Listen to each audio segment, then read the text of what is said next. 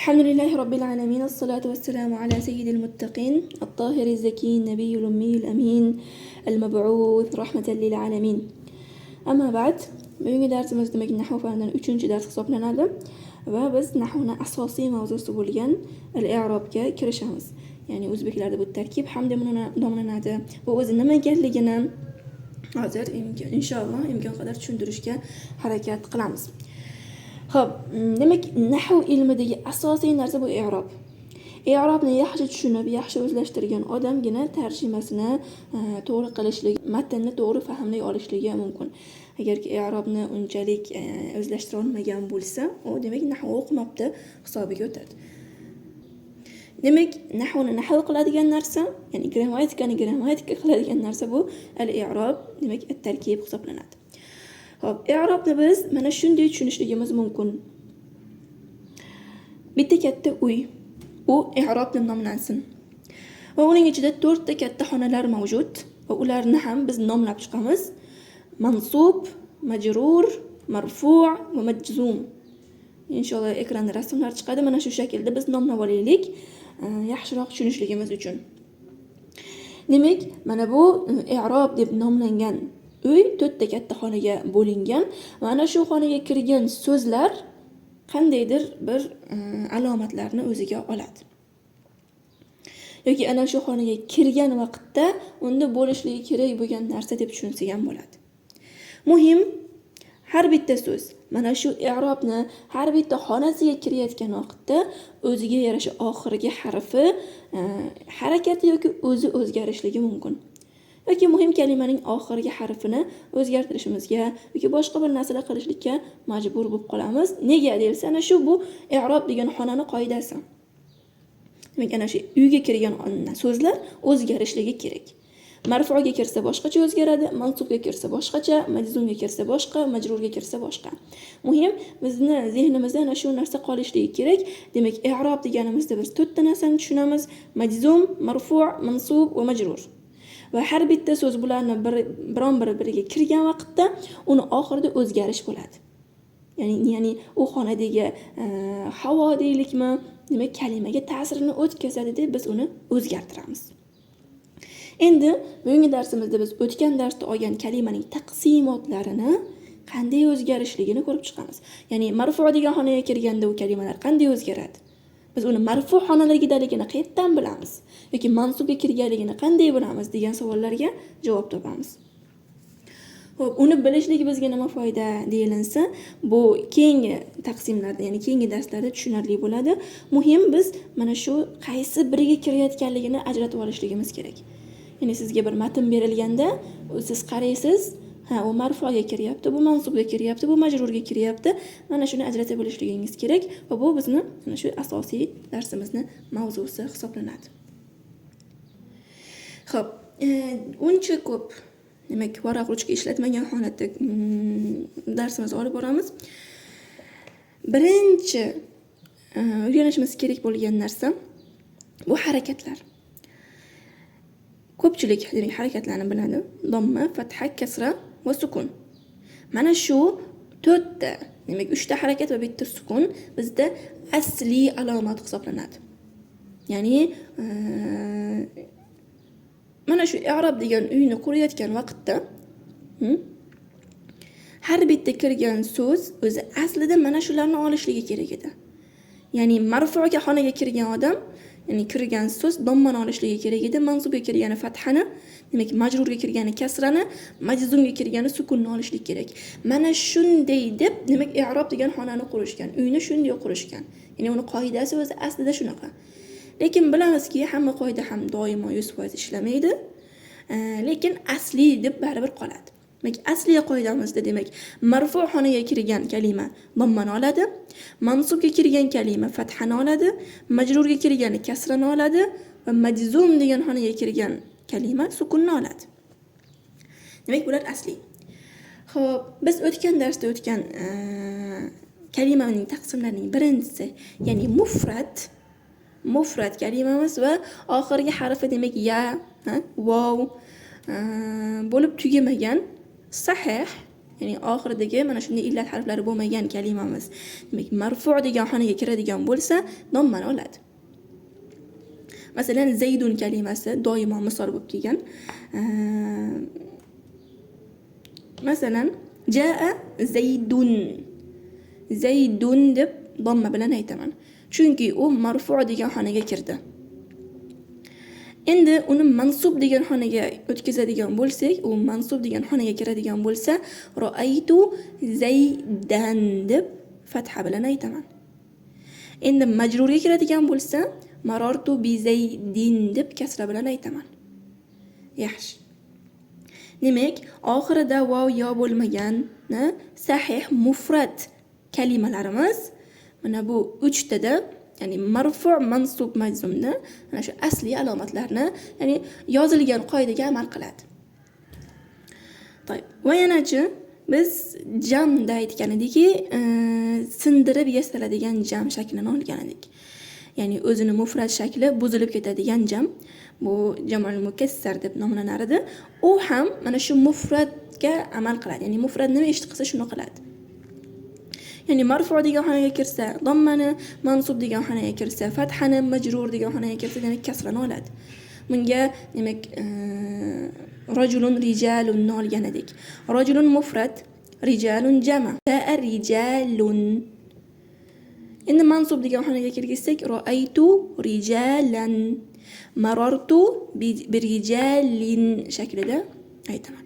Demak, sindirib yasalgan jamlar ham asli alomatlarni oladi. Demak, biz birinchi taqsimimizda olgandik o'tgan darsimizda ismni mufrad, demak musanna va jam'. Mufrad shaklini aytdik va jamdagi mukassarni ham aytdik.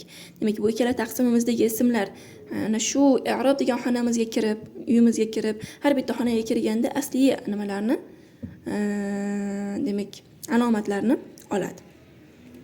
Jam muannas salim deb o'tgan edik, muannasning salomat jami. Atun qo'shilib yasaladigan ismlar. Endi ular marfu' xonaga kiradigan bo'lsa dommani, mansub xonaga kiradigan bo'lsa kasrani qabul qiladi. Nega deyilsa, o'zi shunaqa, uni prinsipi, uni qoidalari shunaqa. Jam muannas solimmi? Demak, mansub degan xonaga kiradimi, majrur degan xonaga kiradimi, u kasra bilan aytilinadi. Masalan, xo'p. Ra'atni muslimatun. Meni muslimalar ko'rdi. Marfu' degan xonaga kirganida muslimatun deb demak domma bilan aytdim. Endi mansub degan xonaga kirsak, ra'aytu muslimatan deymanmi? Yo'q, muslimatin deyman. Nega? Chunki bu jam muannas solim. Buni o'zini qoidasi shunaqa. Majrur degan xonaga kiramiz, marartu bi muslimatin. Unda ham kasra bilan aytamiz. To'g'ri. Endi jam muzakkar solimga kelaylik. Jam muzakkar solimda biz nima degandik? Mufrad shakli o'zgarmasdan vav va ya yoki vav va nun, ya va nun qo'shilgan ismlarni aytgan edik. Xo'p, muslimun, muslimin shaklidagi. Bular nima bo'ladi deyilsa, ana bu jam muzakkar solim bu harakatni ham qabul qilmaydi. Ya'ni unga harakat ta'sir qilmaydi. Undagi harakatni o'zgartirmaydi, balki oxiridagi vav o'zgarishligi mumkin. Ya'ni marfu' degan xonaga kirganimizda vav va nun o'z holida turadi. Masalan, jaa muslimuna. Musulmonlar keldilar. Mansub degan xonaga kirsa, mana shu vav yaga o'zgaradi. Ra'aytu muslimina shaklida aytaman. Mana shu ya nima bo'ladi unga? Mansub degan xonaga kirganligiga alomat bo'ladi. Ya va nun deb aytiladi. Masalan, ra'aytu muslimina desam, muslimina mansub, chunki u mansub degan xonaga kirgan. Alomati nima? Uni qayerdan bilyapsiz deyilsa, chunki ya turibdi deb aytamiz. Demak, jam muzakkar solimda xonalarga kirganligini alomati harakatlar emas, harf bo'ladi. Majrur degan xonaga kirsa-chi, unda ham ya qoladi. Marartu bi muslimina shaklida aytaman. To'g'ri. Demak, o'tgan darsimizdagi taqsimotlarimizdan mufradni, alomatlarini, jam mukassarni alomatlarini, jam muannasni va jam muzakkarnikini olib bo'ldik. Bittasi qoldi, son jihatdan bo'lganidek, u ham bo'lsa musanna, ya'ni tasniya, ikkilikni bildiruvchi ism. U nima bo'ladi deyilsa, uni ham o'ziga yarasha qoidalari bor ekan. Demak, musanna ikkilik ismimiz marfu' xonasiga kirganda alif va nun bilan i'roblanadi. Masalan, jaa rajulani, ikki kishi keldi. Mansub degan xonaga kirsa-chi deyilsa, ya va nun bilan bo'ladi. Ra'aytu rajulayni, ikki kishini ko'rdim. Marartu bi rajulayni, ikki kishi bilan o'tdim. Demak, musannayimiz raf holatda, ya'ni marfu xonasiga kirganda alif va nun bilan bo'ladi. Yana shu alifni turishligi bizga marfu xonadaligiga dalolat qiladi. Mansub xonaga kiradigan bo'lsa ya va nun, majrur xonaga kirsa ham ya va nun bilan turadi. To'yib. Keyingi taqsimimiz nima edi? Ikkinchi taqsimimiz oxirgi harfini harakatlariga ko'ra deb aytgan edik. Demak, alif bilan bo'ladigan bo'lsa biz bu ismni demak maqsur ism deb aytar edik. Unda nima bo'ladi deyilsa, u juda ham ajoyib bo'ladi. Demak, maqsuri ismlarga ana shu i'rob xonasiga kirgan vaqtda tekshiruvchilar uzr beradi. Ya'ni qaraydi, u kasal ekan. Ya'ni oyog'i ishlamayapti ekan yoki oyog'ida gips bor ekan. Demak, raf marfu xonasiga kiradi, alomatni olay desa, oyog'i kasal. Qarashadi, mayli, olmay qo'yavering. Shunday siz oldingiz deb hisoblayveramiz deyishadi, o'tkazib yuborishadi. Mansub degan xonaga kiradi, qaraydi, kasal ekan, ololmaydi. Mayli, e'tiborga olib qo'yamiz. Ya'ni oldingiz hisob. Fathani oldingiz hisob o'tavering. Majrur xonaga kiradi, qarashadi, kasal ekan. Mayli, oldingiz hisob, kasrani oldingiz hisob deb qo'yishaveradi. Xuddi shunday. Biz ko'rinishdan unda hech qanday alomat bilmaymiz, lekin oldi deb hisobga olamiz. Chunki mumkin emas bitta ism i'rob degan xonaga kiradida hech narsa olmasdan o'tib ketishligi. Shunchaki e'tiborga olib qo'yamiz. Yoki ana shu yozib o'tiriladigan varaqqa oldi deb yozib qo'yishadi, lekin berishmaydi. Mana shu shaklda. Ya'ni o'zingizlarning nima holatingizga qarab turib tushunaverasizlar. Muhim, biz qanday misol bergandik? Asoni bergandik yoki fatani bergan edik. Oxirida alif bor. Demak, biz buni maqsur ism dedik. U kasal, na fathani, na dommani, na kasrani ololmaydi. Lekin biz undan so'z yasaymiz, i'rob degan xonaga kirgizamiz. Nima deymiz? Jaa fata. Fata o'g'il bolaga, demak bir bola keldi. Ra'aytu fata, bir bolani ko'rdim. Marartu bil fata, bir bola bilan o'tdim. Shakl o'zgarmaydi, lekin u ana shu i'robda qaysidir bir xonasida albatta bo'ladi. Ja al fata deganimda demak marfu degan xonada turibdi. Al fata marfu deyman. Alomat qani? Biz shunaqa oldi deb hisobga olib qo'yapmiz deb aytamiz. Buni o'ziga yarasha istilohlari bor. Keyingi darslarda tushuntiraman. Muhim, biz shunchaki e'tiborga olamiz maqsur ismlardan. Xo'p, bizda keyin ya bilan tugagan. Oxirgi yadan oldingi harf kasrani olgan deb aytgan edik. Unga misol al-qodiyni bergan edik. Va biz buni manqus ism deb nomlagan edik. Bunda qanday bo'ladi deyilsa, bunda ham maqsurga sal o'xshab ketadi. Lekin demak jarohati unchalik kuchli bo'lmaganligi uchun ba'zi bir alomatlarni unga berishadi. Marfu degan xonaga kiradi. Qaraydi, ko'tara olmas ekan dommani. Dommani berib ko'rishdi, qo'li kasal ekan, tashavordi, ko'tara olmadi. Mayli deydi, oldingiz hisob, e'tiborga olib qo'yamiz, o'tkazib yuborishadi. Qanday bo'ladi? Ja'al qodi. Qodiyu deb aytmayman. Ja'al qodi shaklida qoladi. Marfu xonada turibdimi? Ha, marfu xonaga kirdi, lekin ko'tara olmadi. Ko'tara olmaganligi uchun hisobga olib qo'yurdik. Mansub xonasiga kirgizishadi. Mansubda ra'aytul qodiyya. Fathani berib ko'rishuvdi. Sal fatha yengilroq ekan. Qo'li kasal bo'lsa ham demak ko'tara olar ekan. Demak, fathani berishdi. Demak, alomati fatha bo'ladi. Ra'aytul qodiyya deb aytaman. Al-qodiyya qaysi i'robda qaysi xonasida turibdi deyilinsa, mansub xonasida turibdi deymiz. Uni qayerdan bildingiz deyilsa, demak fathani olib turibdi-ku deb aytamiz. Majrur xonasiga kiradi. Kasrani berib ko'rishadi. Yo'q, ko'tara olmas ekan. Unga ham uzr berishadi. Marartu bil qodi shaklida qoldiramiz. Ya'ni ya kasrani olmaydi. Faqatgina fathani oladi. To'yib, demak biz o'tgan darsda olgan taqsimotlarimizni birinchisi va ikkinchisini i'rob degan xonaga kirgandan keyingi holatlarni olib bo'ldik. Bizda 3-taqsimot bor ediki, ular demak yoyilgan edi. Aynan bitta shaklda yo'q edi. Masalan, asmaul xamsa deb aytgan edik. 5 ta ism deb aytdik. Mana bu 5 ism, qaranglar, faqatgina shu 5 ism yoki 6 ism deb qo'shimcha qo'shgan edik. Jam muzakkar solimga o'xshab harf oladi. Unga harakat emas, harf berib turib alomat qildiramiz. Yoki tasavvur qilinglarki, ana shu demak kalimalarimiz juda ham kichkina, harakat bersak ko'rinmas ekan. Shuning uchun unga harakat emas, katta-katta harf berib qo'ydik, bilinsin deb. Shu shaklda tushunsanglar ham bo'laveradi. Muhim esinglarda qolsa bo'ldi. Bizda nimalar bor edi? Abuka, hamuka, hanuka, fuka, zuka, mana shu shakllar bor edi. Xo'p, axuga qolib ketibdi. Shu bilan 6 ta bo'ladi. Bular nima bo'ladi? Mana shu 6 ta nimamiz, ismimiz marfu xonasiga kirganda vovni oladi. Ya'ni axuka deb aytaman. Bu yerdagi olayotgan narsa vov. Oxiriga qo'shayotgan kafimiz bu zamir hisoblanadi. Ya'ni sening degan qo'shimcha. Buni bilasizlar, qo'shimcha qilib aytib ketdim. Ya'ni e'tibor berishinglar kerak bo'lgan narsa bu vov.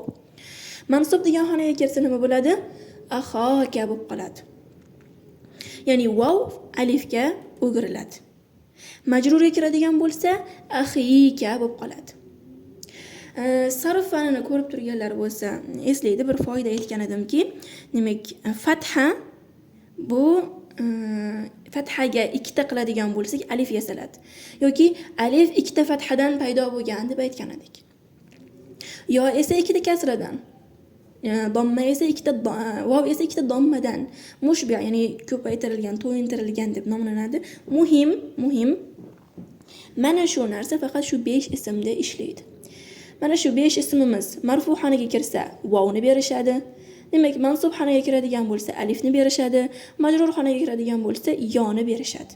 Shunda jaa axuka, jaa abuka, jaa zumalin.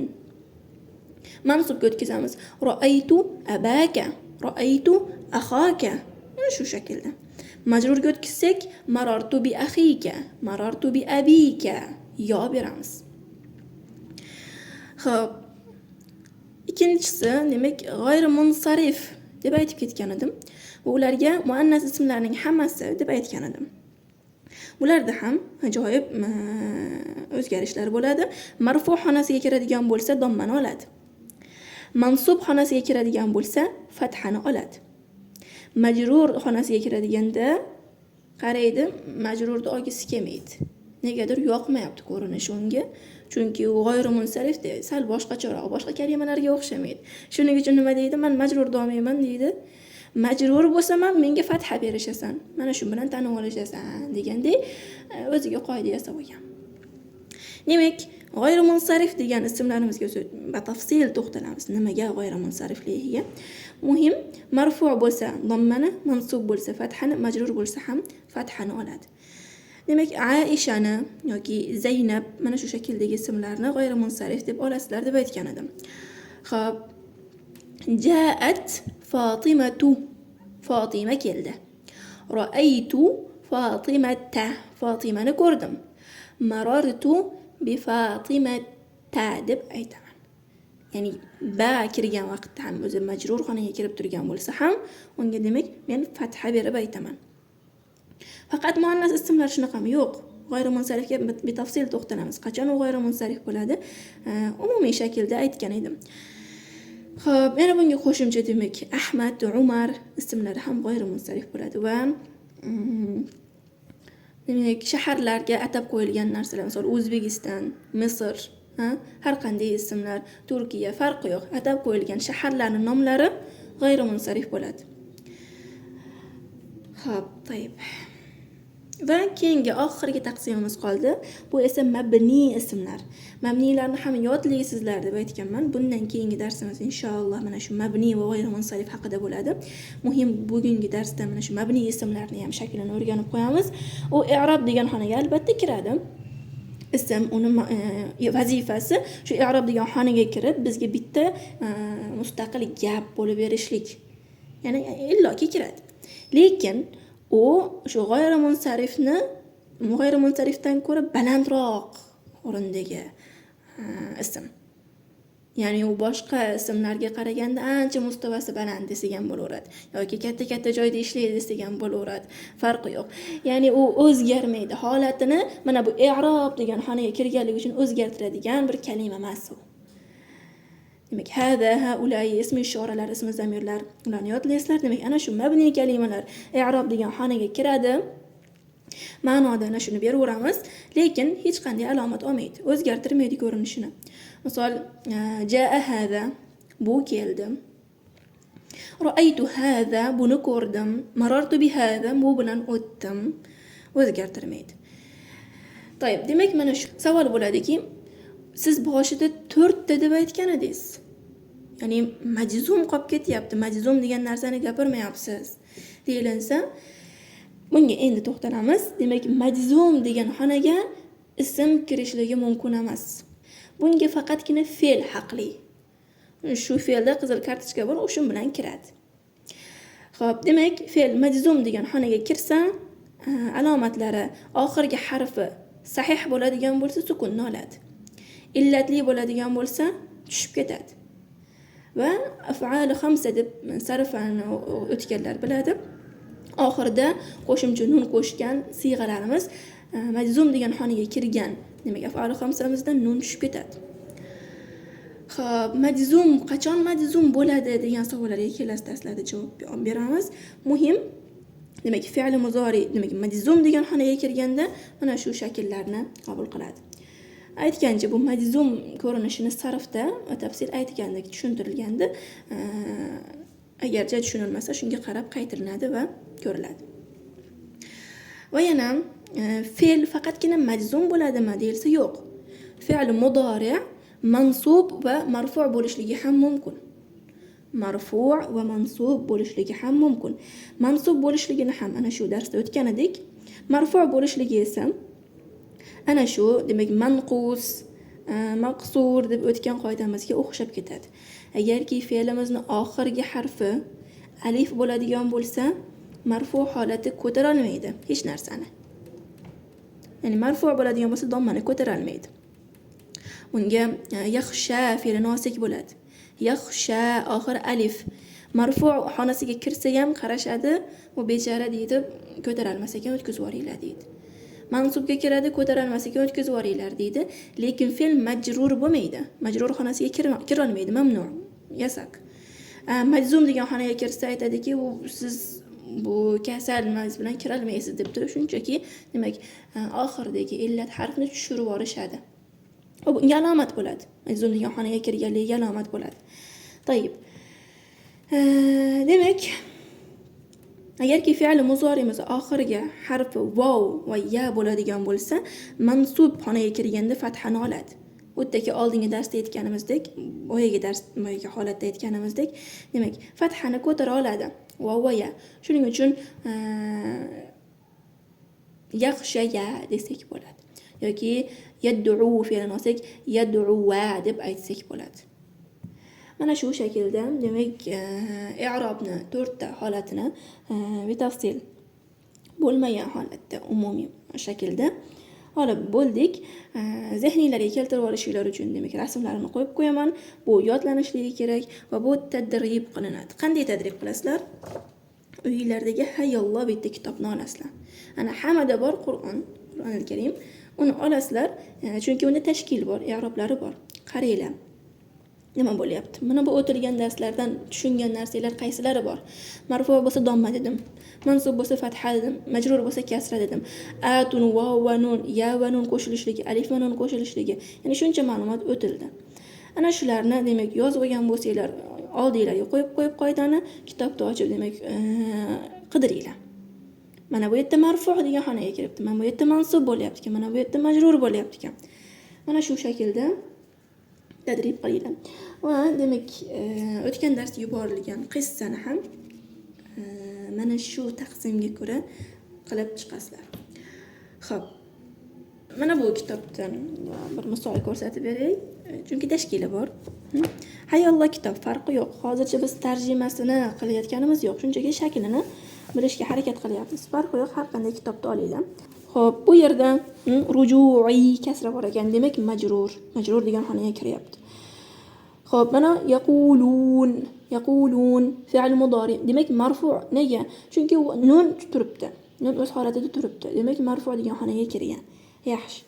Asna'a. Fathasi bor ekan. Demak bu mansub degan xonada turibdi. Yoki mansub bo'lib turibdi. Mana shu shaklda demak ko'rgan so'zinglarni tadrib qilasizlar. Mana buni qaranglar. Xo'p, yakfi ya turibdi. Marfu' degan xonada turibdi bu. Qayerdan bildingiz? Chunki ya tushib ketmagan. Agar majzum degan xonaga kirganda bu ya tushib ketgan bo'lardi. Agar mansub degan xonaga kirganda buni fatha bilan ko'rgan bo'lardik. Yakfi ya qilib. Demak bu marfu' bo'lib turibdi. Yaxshi. Davom etamiz. Lam yakun. Kun sukun ekan. Demak majzum degan xonada turibdi bu. Marokibu mana taksirga misol. Taksir lekin dommani qabul qilyapti. Demak bu marfu' degan xonada. Mana shu shaklda olingan ma'lumotlarni shu shaklda tadrib qilinishligi kerak. Demak mana buni qaranglar, mana uxro. Oxirida alif bor ekan. Biz buni qayerdan bilamiz endi? Marfu', mansub, majrurligini deyilsa, va bunga shunchaki taqdir qilamiz. Ya'ni shu bunda bor deb o'ylaymiz. Lekin aynan qaysindaligini, demak, jumlani orqasidagi mana bunga yoki bundagi so'zlarga qarab turib o'rganiladi. Bu kelasi darslarda o'zi tadrib qilishlik bilan tushunarli bo'lib ketadi. Xo'p, bil jununi deyapti ekan. Jununi kasra bilan, demak majrur. Mana shu shaklda. Mana oyat bor ekan, astag'firullah. Allohumma in kana hada huval haqq. Demak, kana hadan olaylik. Bu mabni ism. Qanday o'rindaligini hozircha bila olmayman, chunki bu o'zgartirmaydi. Huwa ham mabni. Lekin al-haqqa mufrad ism. Fathasi bor ekan, mansub. Indi kasra bilan turibdi, demak majrur. Hijaratan mansub. Chunki fatha turibdi. As-samai kasra, demak majrur. Bi'adabin alim. Bu yerda ham ikkalasi ham kasra, ikkalasi ham majrur degan xonada turibdi. Mana shu shaklda mana tadrib qilasizlar. Demak, darsimizni shu yerda to'xtatamiz. Allohumma ahidana va alhamdulillahi robbil alamin. Assalomu alaykum va rahmatullohi va barakatuh.